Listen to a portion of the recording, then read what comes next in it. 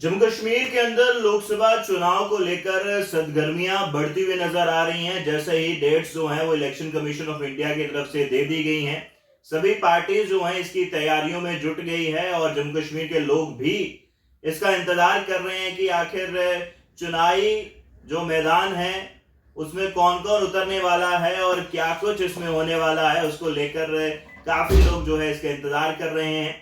और इन्हीं लोकसभा चुनाव को लेकर हम बात करेंगे और हमारे साथ बातचीत में राकेश कोल जी हैं। बखूबी आप इनको जानते हैं, जाने माने सोशल एक्टिविस्ट हैं और हाल ही में एक नई पार्टी इन्होंने स्टार्ट करी है, Jammu Kashmir nationalist people front, और उसके वाइस प्रेसिडेंट भी हैं।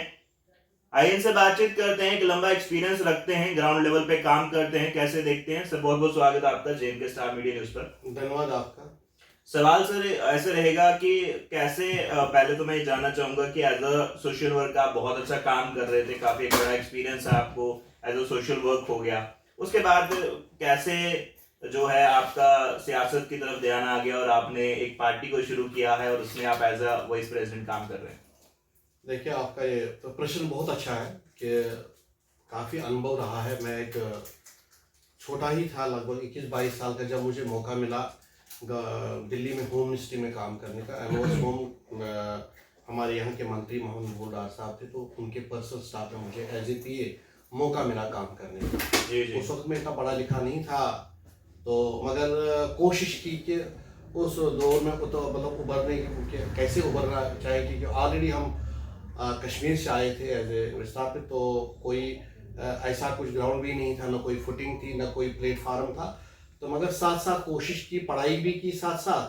तो मुझे बड़ा एक शौक था कि लोगों का जो भी कुछ मसले मसाइल होते थे उनको मैं गहराई से देखता था, और जहाँ मेरा बन पाता था मैं वहाँ उस चीज़ को आगे ले जाता या कहीं कहीं तक मैं पहुँचा देता था उसको। जी जी। ये मेरा एक अनुभव रहा है इनमें।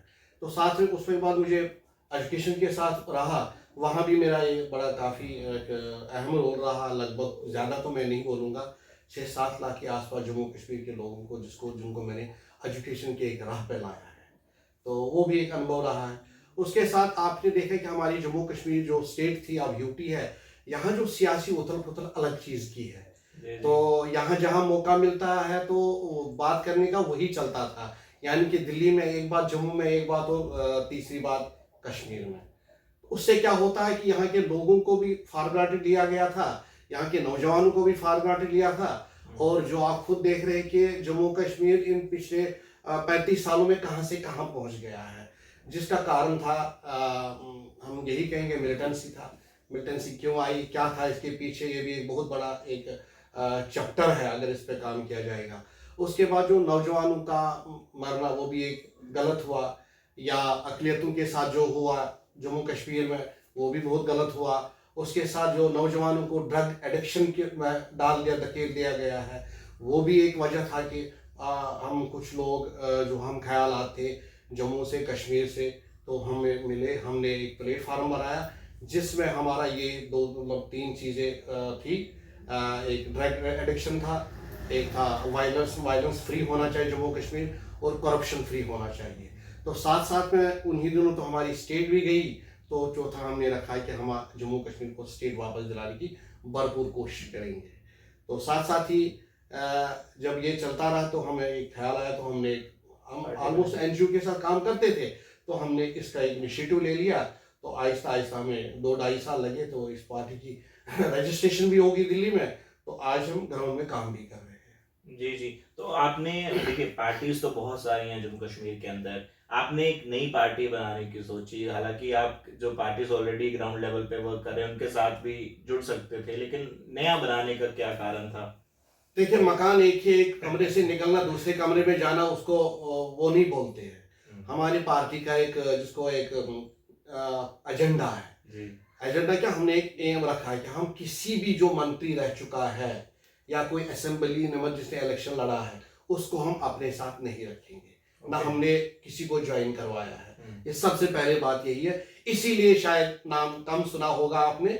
अगर हमने भी ये दरवाजे खोल दिए होते ABCD की तरह, जो आज आप खुद देख रहे, जो नई पार्टियां बनी है, जिनके बड़े बड़े दफ्तर है गांधीनगर में या कश्मीर में या और भी जगह है, तो हम छोटे पैमाने पर भी है, मगर जो जो एक लोगों का एक तबका है जिनको लगा कि जो भी पुरानी गवर्नमेंट आई उन्होंने क्या किया, किस तरह इस्तेसाल किया लोगों के साथ भी, और दिल्ली को भी किस तरह उन्होंने गलत चीज़ों के साथ वो लगा दिया, उसमें नुकसान किसका हो हमारा। तो हमने वही चाहा कि हम एक ऐसा एक प्लेटफार्म दे देंगे जो भी यहाँ का जो नौजवान तबका है जिसको दरकिनार किया गया है। हालांकि नौजवान तबकों ने यहाँ हर इलेक्शन में अपना भरपूर साथ दे दिया है।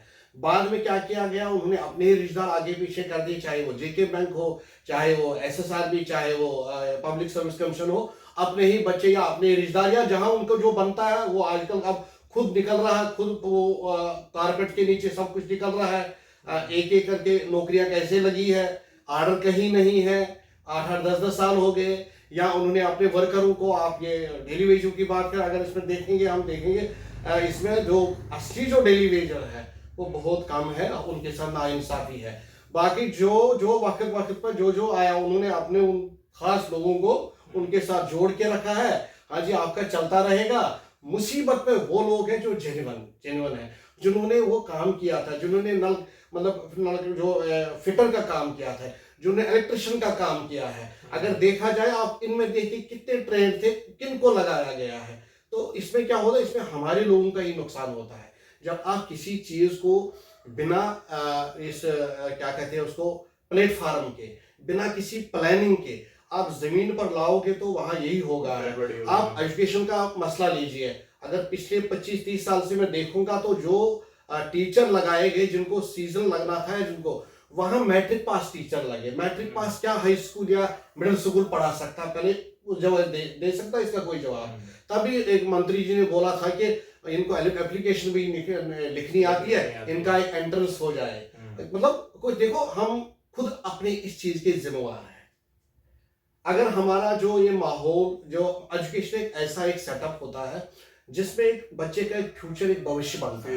अगर आप उसी एजुकेशन के साथ खिलवाड़ करोगे तो फ्यूचर कहाँ रहेगा, हम कहाँ आगे चलेंगे। वो कहते हैं ना, किसी कौम को अगर आपको पीछे धकेलना है तो उसके उस एजुकेशन पर करो। वही हाल हुआ यहाँ है। आज भी अगर आप देखेंगे तो आप जो भी टीचर्स इस वक्त लगे हैं, अगर उसमें आप थोड़ा सा गवर्नमेंट ध्यान देंगे, उनको खुद पता चल जाएगा। बिना उर्दू संस्कृत हिंदी नहीं जानने वाला उसे संस्कृत की डिग्री कहाँ से लाई है, बिना उर्दू जाने उसे पर्शियन की फारसी की डिग्री कहाँ से लाई है। ऐसी चीजें हैं यहाँ हुई है। जी, वापस आपकी पार्टी पे आएंगे। लोकसभा चुनाव को लेकर क्या स्टेटस है पार्टी का और क्या प्लानिंग चल रही है पार्टी के अंदर, क्योंकि हाल ही में इलेक्शन कमीशन ऑफ इंडिया जब जम्मू आए तब भी आपके पार्टी के लोग डेलीगेशन जो है वहां पर गए, क्या स्टेटस है? नहीं, बिल्कुल हम गए, हमें बुलाया, हम गए थे। हमने पूरा वहाँ पूरे दिन भर बैठे, उनके जो भी था, क्योंकि हम एक नई पार्टी थे, हमें प्रोसीजर का पता नहीं था। हमने वो सीखा वहाँ से, जो डॉक्यूमेंटेशन होती है, हमें हर साल के बाद क्या जमा करना, वो चीज़ हमने की है। हमारी पार्टी भी बिल्कुल तैयार है, जिस तरह बाकी बड़ी बड़ी पार्टियाँ अभी तैयार है। मगर हमारी कोर कमेटी मीटिंग 21-22 को होने वाली, उस पर हम डिसीजन लेंगे, क्योंकि ये लोकसभा का इलेक्शन है, ये कोई मामूली इलेक्शन नहीं है। आप देखिए, आप खुद देखिए, अगर मैं अपनी ही सीट, जो अनंतनाग वाली सीट को देखूंगा, तो कहाँ सिमथन टाप आता है, कहाँ पहलगाम आता है, कहाँ रजौरी और पुंछ आता है, कहाँ शिपियाँ कोलगाम, और कहाँ ये टनल के साथ जो कोलगाम का कुंड इलाका लगता है, कहाँ कहाँ है। तो इसमें भी हम सोच रहे हैं कि हम ये चाहेंगे कम से कम 1 या 2 जगह पर हम अपने जो नुमाइंदे कैंडिडेट्स हैं उनको उठाएंगे, और फाइनल हम 1-2 दिन तक ये डिसाइड कर देंगे। उस दिन आपको भी इनवाइट करेंगे, तो उसके बाद ही हम इसका डिसीजन लेंगे। लेकिन संघर्ष जो है काफी घमासान होने वाला है। पार्टी बिल्कुल होना भी चाहिए। रूट्स हैं जिनकी, एक नई पार्टी जिसने अभी शुरू किया है, क्या लगता है कहीं ना कहीं कंपटीशन तो जबरदस्त है, कैसे एग्जिस्ट कर पाएंगे, जब कैसा रहेगा? बेसिकली क्या बात है कि सबसे जो चीजें वो है कि लोगों के हाथ में सब कुछ है। जी बिल्कुल। तो हमारी भी बड़ी कोशिश रही कि इन 3-4 साल में कि लोगों के मतलब वहां तक पहुंचने की है। तो हमने भरपूर की कि आज तक किसी ने ड्रग एडिक्शन कश्मीर में की नहीं थी। या जम्मू में भी हम इतनी बड़ी रैली की, जो हमने शहीदी चौक से लेके डोगरा चौक तक लाई है, वो भी एक बहुत बड़ा, उसमें बड़ा हमें सहयोग भी मिला, लोगों का सुकून का मिला। इसी तरह कश्मीर में कुलगाम में रैली करना मामूली बात नहीं है। बांडीपुर, श्रीनगर, शुपियाँ, कुलगाम और अल्तारा में करना, हर जगह हमने की। नौजवान हमारे साथ, लोग हमारे साथ आए, और उन्होंने भी देखा हमारे साथ जो ये क्या कहते हैं सोसाइटी में रहने वाले होता है, ये मतलब बुजुर्ग लोग होते हैं जिन्होंने काम किया होता है, जिसको सिविल सोसाइटीज कहते हैं, वो हमारे पास आए, उन्होंने हमें साथ दे दिया। तो वो भी बहुत खुश हुए, क्योंकि ऑलरेडी अगर देखा जाएगा जो ये बड़ी पार्टी से, इनसे लोग नाराज हैं, क्योंकि किसी एक कम्युनिटी को आप धोखे में रखोगे तो उससे भला तो होना नहीं है, उससे लोगों का ही नुकसान होता है, उससे उन पार्टियों का ही नुकसान होता है। फॉर एग्जाम्पल मैं इतना बोलता हूँ आपको, 370 की हम बात करेंगे। 370 अगर पार्लियामेंट में वो पास हो गया था, माननीय हमारे राष्ट्रपति जी ने उसका मोहर लगाई थी, तो इनको सुप्रीम कोर्ट जाने कर इनको सब कुछ पता था, सुप्रीम कोर्ट क्यों गए, 4.5 साल तक लोगों को क्यों बेवकूफ द्वारा बनाया।